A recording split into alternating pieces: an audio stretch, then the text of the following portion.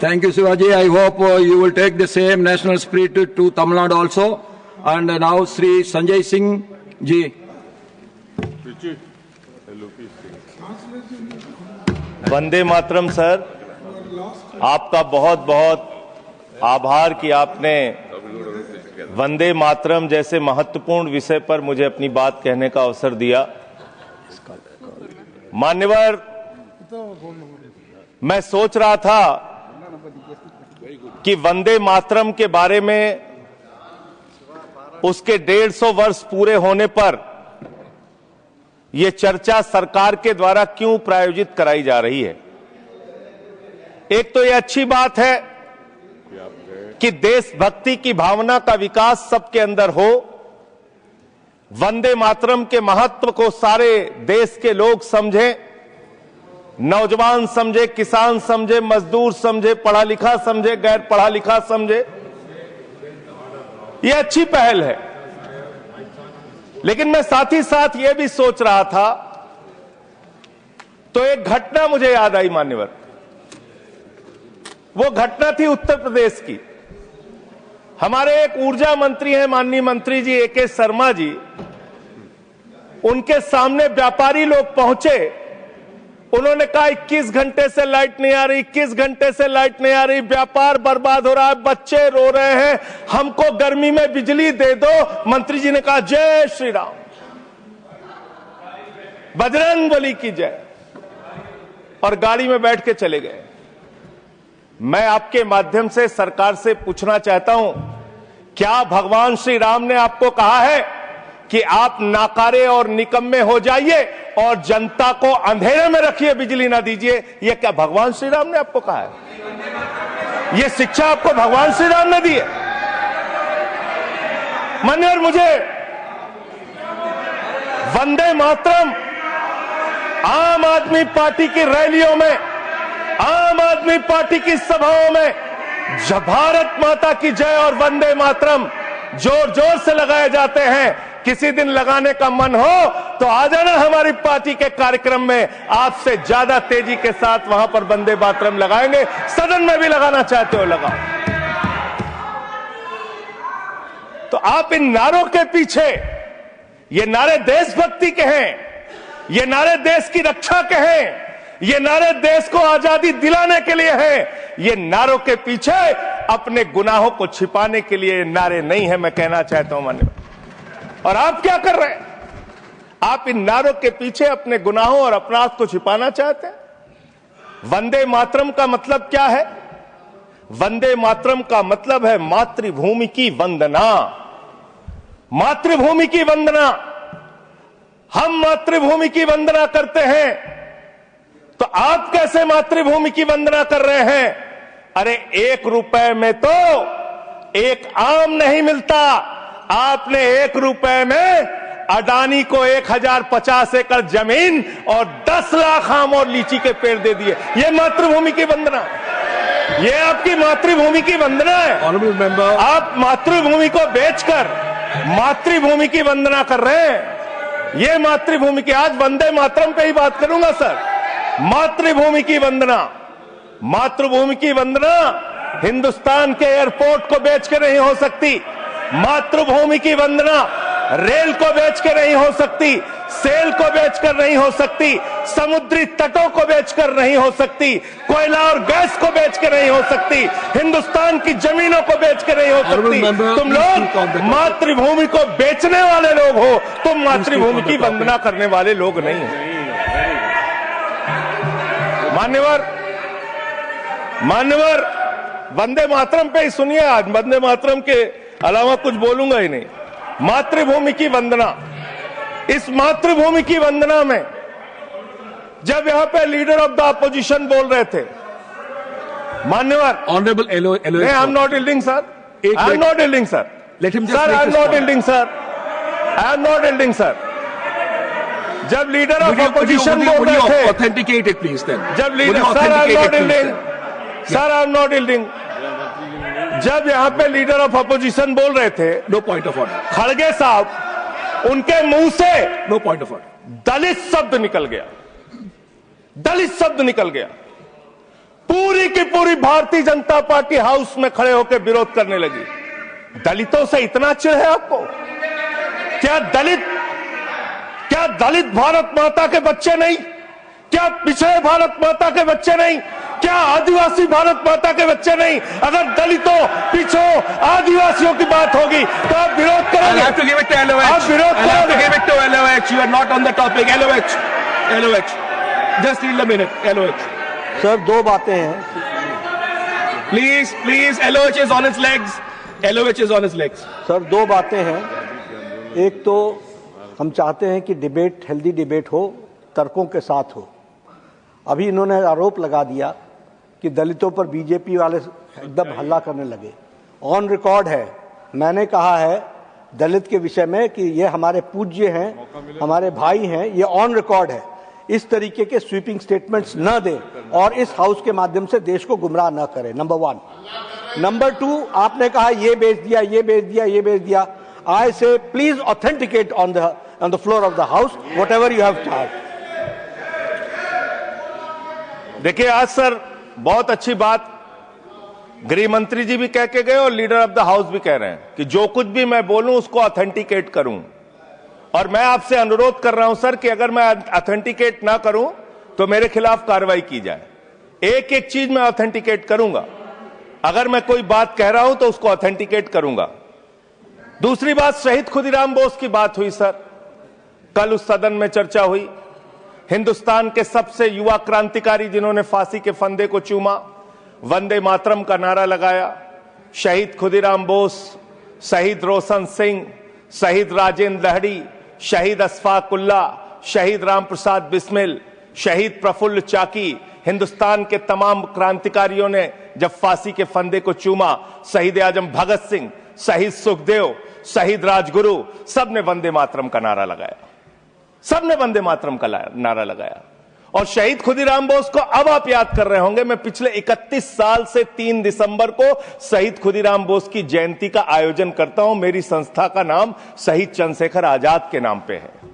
शहीद खुदीराम बोस हिंदुस्तान के वो क्रांतिकारी थे, जब उनको फांसी के फंदे पे चढ़ाया गया और उनका जब अंतिम संस्कार हुआ तो जो राख उनके अंतिम संस्कार से निकली मान्यवर, उसको बंगाल की माए तावीज बना के अपने बच्चों को पहनाती थी कि ऐसे ही बनना हिंदुस्तान के लिए क्रांतिकारी। यह इतिहास, यह हिंदुस्तान का इतिहास। लेकिन मैं आपके माध्यम से इस सरकार से पूछना चाहता हूं, आपके पुरखे इस वक्त क्या कर रहे थे जब शहीद आजम भगत सिंह वंदे मातरम लगा रहे थे, शहीद सुखदेव वंदे मातरम लगा रहे थे, शहीद राजगुरु वंदे मातरम का नारा लगा रहे थे, शहीद खुदीराम बोस वंदे मातरम का नारा लगा रहे थे? उस वक्त आप क्या कर रहे थे? आप वंदे मातरम का नारा लगाकर लोग जेल गए, लाठियां पड़ी उनको। मैं आपके माध्यम से इस सरकार से पूछना चाहता हूं, आरएसएस के 4 लोगों का नाम बताओ जो वंदे मातरम नारा लगा के जेल गए। उनका नाम बताओ आप। 4 लोगों का नाम बताओ आप। अपने 4 पुरखों का नाम आप बताओ। आप नहीं बता सकते क्योंकि आजादी के आंदोलन में आपका कोई इतिहास नहीं। आजादी के आंदोलन में आपका कोई इतिहास नहीं, यही आपकी कुंठा है। तो इसलिए कभी आप कहते हो सरदार वल्लभ भाई पटेल आपके हैं। अरे भैया, सरदार वल्लभ भाई पटेल ने आरएसएस के ऊपर बैन लगाया था, यह रिकॉर्डेड हिस्ट्री है। और जब 18 महीने जेल में रखा गया आरएसएस के लोगों को राष्ट्रपिता महात्मा गांधी की हत्या के अपराध में, जब उनको छोड़ा गया, बैन हटाया गया, तो उसमें शर्त लगाई कि आप राष्ट्रीय ध्वज को मानेंगे, यानी कि आप तिरंगे झंडे को भी नहीं मानते थे। आपने 52 साल तक हिंदुस्तान का तिरंगा झंडा आरएसएस के मुख्यालय पे नहीं फहराया सर, नहीं फहराया। और 3 लोगों ने आरएसएस के मुख्यालय पर जब ये झंडा फहराया, उन तीनों के नाम मैं पढ़ रहा हूं, विजय, उन्मत, दिलीप, इन तीनों लोगों के खिलाफ आरएसएस ने एफआईआर दर्ज कराई। किस अपराध में? कि हमारे दफ्तर में तिरंगा क्यों फहरा दिया। और कितने साल तक मुकदमा लड़े? 13 साल तक मुकदमा लड़े। यह है आपकी असलियत। आप तिरंगे का विरोध करते हैं, भारत के राष्ट्रीय ध्वज का विरोध करते हैं। जो लोग तिरंगे और राष्ट्रीय ध्वज का विरोध कर सकते हैं, वो भारत माता के सच्चे सपूत नहीं है, वो नहीं है हमारे निगाह में। और मैं आपको बताता हूं सर, ये है 28 दिसंबर 1949 का ऑर्गेनाइजर पत्र, इसको भी रखूंगा क्योंकि आज गृह मंत्री जी और लीडर ऑफ द हाउस दोनों कह के गए रिकॉर्ड पे सारी चीजें आनी चाहिए, इसको रिकॉर्ड पे रखना चाहिए। इतिहास देश को पता चलना चाहिए किन लोगों ने देश के साथ गद्दारी की, किन लोगों ने तिरंगे का विरोध किया, किन लोगों ने राष्ट्रगान का विरोध किया। आपको ये पढ़ के सुनाना चाहता हूं, ये ऑर्गेनाइजर है, क्या लिख रहा है। What is the moral sanction behind government's choice of Jan Gana Man, except that it can be made an item of entertainment. आप राष्ट्रगान का विरोध कर रहे हैं, आप भारत के राष्ट्रगान का विरोध कर रहे हैं, आपके मुख्य पत्र में भारत के राष्ट्रगान का विरोध लिखा गया है। इसके लिए भारत के प्रधानमंत्री को और पूरी की पूरी भारतीय जनता पार्टी को, जो अपने आप को आरएसएस को अपना आदर्श मानती है, पूरे देश से माफी मांगनी चाहिए। ये रिकॉर्ड पे लाऊंगा सर, इसको रख लीजिएगा, ये रिकॉर्ड पे रखा जाए। मान्यवर, फिर से बोल दे रहा हूं, 28 दिसंबर 1949 ऑर्गेनाइजर अखबार जो आरएसएस का मुख्य पत्र है, और इस आरएसएस के मुख्य पत्र में फिर से लिख दे रहा हूं, फिर से पढ़ दे रहा हूं क्या लिखा हुआ है। What is the moral sanction behind government's choice of Jan Gana Man? Unnecessarily it will get provoked. It can be made an item of entertainment. Please continue. ये लिखा Sanjay ji unnecessarily provoke. Continue. अच्छा सर, मैं आपसे ये कहना चाहता हूं कि आपने तिरंगे का विरोध किया, राष्ट्रगान का विरोध किया, वंदे मातरम आपने लगाया नहीं कभी, कोई आपका व्यक्ति देश की आजादी के आंदोलन में जेल नहीं गया, कभी आपने कोई देश के लिए, हमारे यहां अवधि में कहावत है, नाखून कटाए कि शहीद ना बना भैया। तू तो नाखूनों नहीं कटाया भैया, बिना नाखून कटाए शहीद बना चाहता है, बिना नाखून कटाए शहीद, ऐसे काम नहीं चलेगा सर। जिन्ना का भी जिक्र कल दूसरे सदन में हुआ, प्रधानमंत्री जी ने जिक्र किया। जिन्ना के साथ आपके कितने गहरे और मधुर संबंध थे, क्या इस देश के लोगों को पता है? नहीं पता, मैं बताता हूं। श्यामा प्रसाद मुखर्जी जी फजलुल हक की गवर्नमेंट में फाइनेंस मिनिस्टर थे, और फाइनेंस मिनिस्टर रहते हुए उन्होंने अंग्रेज गवर्नर को चिट्ठी लिखी थी। Shyama Prasad followed this and told Governor Herbert the administration of the Bengal province should be carried on in such a manner that in spite of the best efforts of the Congress, this Quit India movement will fail. ये चिट्ठी लिखी है। आपने भारत छोड़ो आंदोलन के खिलाफ आपके नेता, जनसंघ के पहले राष्ट्रीय अध्यक्ष और तत्कालीन गवर्नमेंट में जो वित्त मंत्री थे, उन्होंने चिट्ठी लिखी अंग्रेज गवर्नर को और कहा कि भारत छोड़ो आंदोलन, जो हिंदुस्तान के क्रांतिकारियों का आंदोलन था, जो देश की आजादी का आंदोलन था, वो आंदोलन कुचल देना चाहिए, खत्म कर देना चाहिए। ये है रिकॉर्डेड हिस्ट्री आपकी, ये आपको, आपके बारे में पूरे देश को पता रहना चाहिए। अब जिन्ना, हाँ, इसको भी सभा के पटल पर रखूंगा। जिन्ना और आपके रिश्ते क्या थे, कितने मधुर रिश्ते थे। एक राज्य में सरकार नहीं बनाई मान्यवर इन्होंने, नॉर्थ वेस्ट फ्रंटियर, सिंध प्रांत और फजलुल हक की गवर्नमेंट। फजलुल हक वो शख्स है जो पाकिस्तान बनने के बाद वहां की सरकार का गृह मंत्री बना। आपके रिश्ते उन लोगों के साथ थे, ये देश को पता होना चाहिए। इसलिए आप किसी को भी देशभक्ति का प्रमाण पत्र बांटने का काम मत कीजिए। आप वंदे मातरम लगाने का काम कर रहे हैं और देश की सुरक्षा के साथ खिलवाड़ कर रहे हैं। आप भारत की सेना को 4 साल के अग्निवीर पे लेके आ गए, जो हिंदुस्तान की सीमा की सुरक्षा करने वाले हैं, जो वंदे मातरम का नारा लगाते हैं हमारे जवान, हमारे सैनिक, जो -50 डिग्री टेम्परेचर में सियाचिन में और +50 डिग्री टेम्परेचर में जैसलमेर में भारत की सीमाओं की रक्षा करते हैं, इस मातृभूमि की रक्षा करते हैं। उनके पीठ में छुरा मारने का काम आपने किया, उनकी नौकरी 4 साल की कर दी अग्निवीर की।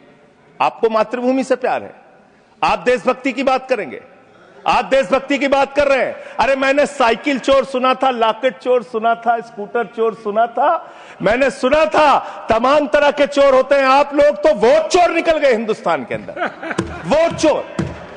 3 करोड़ वोट उत्तर प्रदेश में 3 करोड़ वोट की चोरी करने जा रहे हैं। कल की मीटिंग में पता चला 17.5% वोट उत्तर प्रदेश में काटे जाएंगे। आप ये कर रहे हैं, ऐसे लोकतंत्र को मजबूत करेंगे? ऐसे आप मातृभूमि की सेवा करेंगे? ऐसे आप मातृभूमि की वंदना करेंगे? मान्यवर, मैं आप लोगों से सिर्फ इतना कहना चाहता हूं मान्यवर, आपके माध्यम से, कि हमने फिल्मों में सीन देखी है, डाकू लोग आते हैं, जय भवानी जय भवानी जय भवानी कह के, और वो गांव का गांव लूट के चले जाते हैं। जय भवानी कह के गांव का गांव लूट के चले जाते हैं। हम इस देश के अंदर किसी भी सरकार को वंदे मातरम और भारत माता की जय लगाकर देश को लूटने की इजाजत नहीं देंगे। वंदे मातरम लगाएंगे, भारत माता की जय लगाएंगे, जय हिंद भी कहेंगे, राष्ट्रगान भी कहेंगे, वंदे मातरम भी गाएंगे, लेकिन देश के साथ गद्दारी और धोखेबाजी नहीं करने देंगे। आपको नहीं करने देंगे। ये देशभक्ति के नारे हैं, ये देशभक्ति के नारे हैं।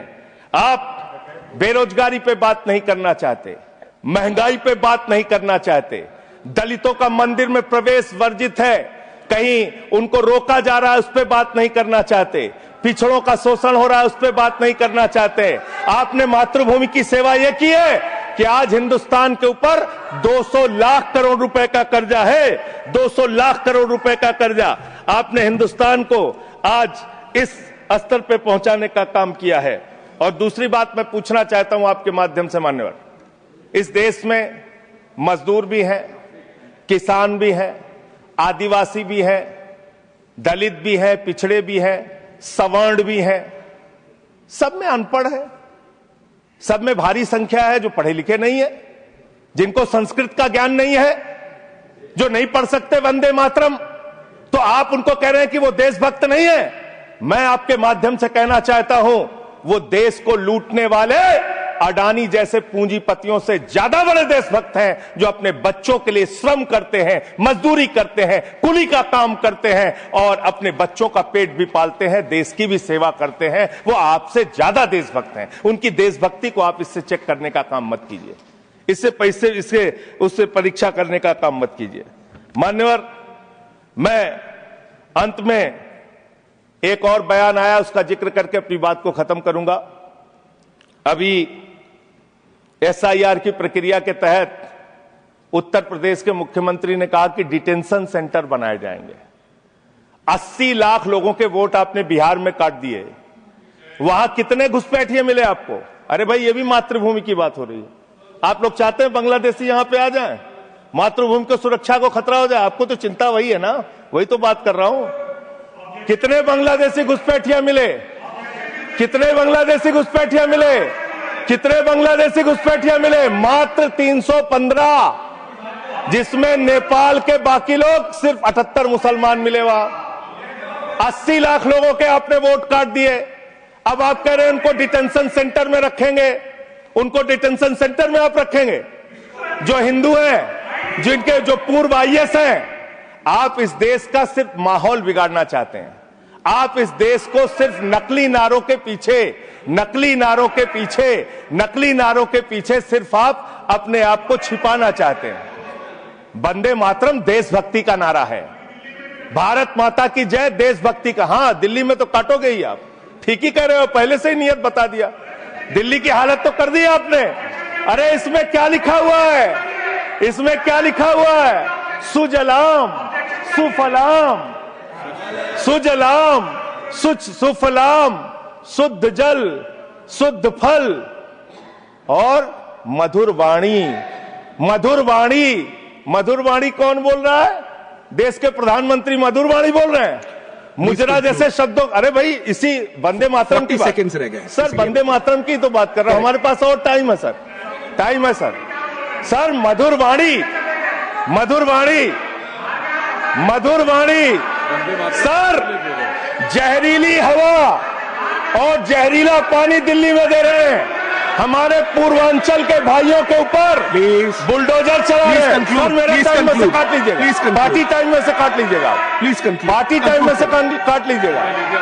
सर, हमारी पार्टी का टाइम 24 मिनट है। Please 1 second. दिल्ली को Sanjay ji 1 second honourable members 1 second शांत हो जाओ। माननीय संजय जी कंक्लूड करिए, आपका समय खत्म हो रहा है। सर 24 मिनट मेरा टाइम है। प्लीज मैं अपने माननीय Neeraj ji please he is concluding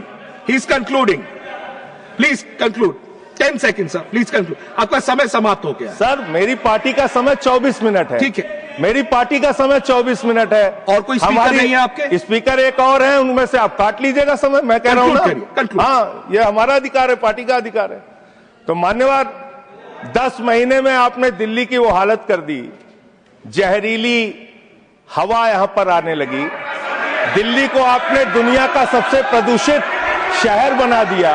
बच्चों शांत हो जाओ, बच्चों शांत, बच्चों हल्ला मत करो, शांत हो जाओ। अरे मैं एक मुख्यमंत्री इन्होंने बनाया है, कंक्लूड करिए सर। एक मुख्यमंत्री बनाया है इन्होंने, प्लीज खत्म कर रहा हूं। प्लीज एक मुख्यमंत्री बनाया है जिसको ये नहीं मालूम कि AQI होता क्या है। कंक्लूड करिए। वो टेम्परेचर बता रही है, ये हालत है। तो इसलिए मैं अंत में इन्हीं लाइनों के साथ कि पहले ये तय करो कि वफादार कौन है। ये वक्त तय करेगा कि गद्दार कौन है। ये वक्त तय करेगा कि गद्दार कौन है। पहले ये तय करो कि वफादार कौन है। ये वक्त तय करेगा कि गद्दार कौन है। वंदे वंदे थैंक यू वंदे वंदे वंदे वंदे वंदे वंदे। कोई बीजेपी वाला वंदे मातरम नहीं लगाया सर। Thank you